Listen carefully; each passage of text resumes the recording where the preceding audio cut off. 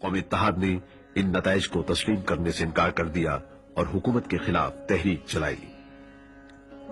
3 جون 1977 سے حکومت اور اپوزیشن کے درمیان طویل مذاکرات کا آغاز ہوا۔ درمیان میں مذاکرات تعطل کا شکار بھی ہوئے، لیکن بالآخر حکومت نے اپوزیشن کے مطالبات تسلیم کر لیے۔ ملکی سطح پر جناب بھٹو کا اہم ترین کارنامہ 1973 کا آئین ہے۔ اقتدار میں آنے کے بعد 4 ماہ سے بھی کم مدت میں 14 اپریل 1972 کو قومی اسمبلی نے عبوری آئین منظور کیا۔ 12 اپریل 1973 کو قومی اسمبلی میں حکومت اور حزب اختلاف کے نمائندوں نے متفقہ طور پر نئے آئین کی منظوری دی۔ صرف 16 ماہ میں ملک کے پہلے متفقہ آئین کی منظوری جناب بھٹو کا تاریخی کارنامہ ہے۔